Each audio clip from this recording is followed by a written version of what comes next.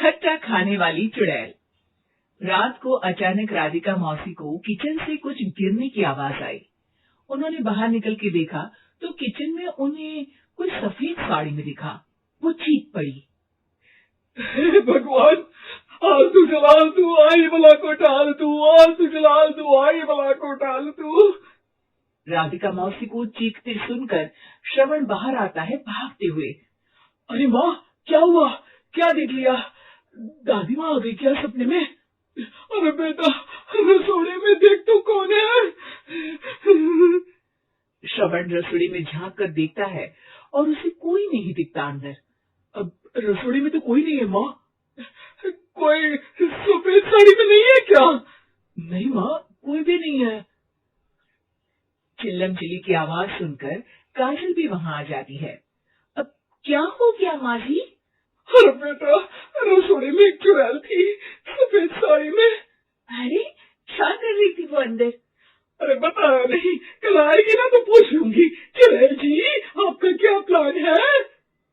माँ जी, रात बहुत हो गई है, आपने कोई बुरा सपना देखा होगा, चलिए सो जाइए। राधिका मौसी सोने तो चली जाती है पर उनको रात भर नींद ही नहीं आती। वो कुछ भी उलझुल बातें सोचने लगती है।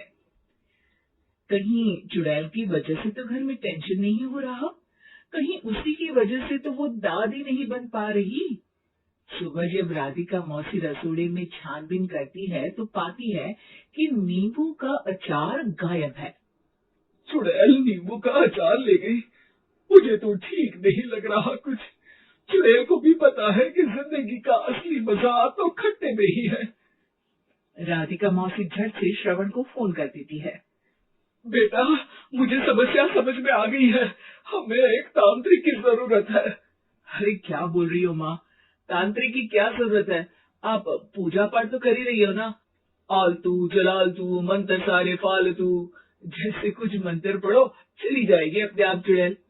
अरे नहीं बेटा, कभी चुड़ैल को कम नहीं समझते। अरे तुझे पता भी नहीं चलेगा कि कभी वो छल करके काजल की जगह घर की बहू खुद बन जाएगी। क्या माँ, कुछ भी बोल रही हो? कहाँ काजल और कहाँ चुड़ैल? वैसे एक बात बताओ, काजल को अगर गाने के लिए बोल देना तो चुड़ैल काजल की आवाज सुनकर घर तो क्या धरती लोग छोड़कर चली जाएगी। तुम बताओ, पढ़े लिखे बच्चे हर चीज को मजाक समझते हो। तुम रहने दो, मैं खुद ही तांत्रिक को बुला लेती हूँ। अच्छा सुन, शाम को इमली लेके आना। क्या है कि चटनी खाए बहुत दिन हो गए है ना?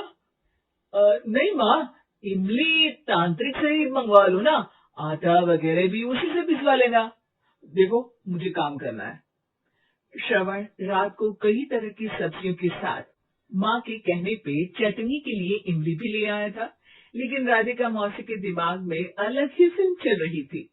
उन्हें अब सिर्फ शक ही नहीं यकीन होने लगा था कि शायद चुड़ैल ने श्रवण पर अपना जाल बिछा दिया था, जिस वजह से श्रवण उनकी बात ही नहीं मान रहा था। पर कोई नहीं, आने वाली रात में राधिका मौसी खुद तैयार हो गई चुड़ैल को पकड़ने के लिए। रुद्राक्ष की माला, तुलसी का पत्ता, हनुमान चालीसा सब हाथ के पास ही था, बस चुड़ैल का इंतजार था। और जैसा राधिका मौसी ने सोचा था वैसा ही हुआ। वो चुड़ैल उस रात भी आई, पर वो राधिका मौसी से तेज निकली और राधिका मौसी के उसे पकड़ने के पहले ही वो भाग खड़ी हुई।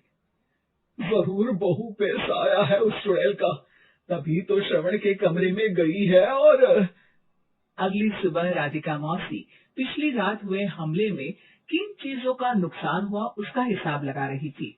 उनके खेमे से एक आम के अचार की शीशी भी गायब हो चुकी थी और वो इमली भी जो कल श्रवण लेकर आया था। राधिका मौसी इस बारे में सोच ही रही थी कि श्रवण जल्दी से रसोड़े में आकर दवाइयों की पोटली ढूंढने लगता है। अरे बेटा, क्या हो गया? अब माँ, वो काजल की तबीयत खराब है, बहुत घबराहट हो रही है उसे। हे भगवान, मैंने पहले ही कहा था कि तांत्रिक को बुला लेते हैं, पर नहीं, अब देखो उस चुड़ैल ने काजल को अपने वश में करना शुरू भी कर दिया है। हालांकि श्रवण भूतों में विश्वास नहीं करता था, पर अब वो भी डर जाता है और राजी हो जाता है एक तांत्रिक को बुलाने के लिए। कुछ ही घंटों में तांत्रिक आ जाते हैं और राधिका मौसी तांत्रिक जी को सब बता देती है। घोर संकट, घनघोर संकट, चुड़ैल को मारू जोर चाकट, ओम भट स्वाहा खटखा के आहा। अरे ये क्या मंत्र है? मेरे खुद के ओरिजिनल मंत्र है, कल रात को ही लिखे हैं, अच्छे लगे तो दाद चाहूंगा। एक और मंत्र सुनो, आज किया है आब्राकडाब्रा, दिल्ली बम्बई आगरा, चंदा मामा सोरले सुरन मामू जारा। ये मंत्र है? अरे कोई 40 वाली सा पढ़ो ना। वक्त कम है, 40 नहीं पड़ेंगे, 20-25 में काम चलाना पड़ेगा। अलक निरंजन जाके लंदन, मुफ्त का मंजान घिस मेरे लंदन। अरे जल्दी करो तांत्रिक जी, जल्दी करो।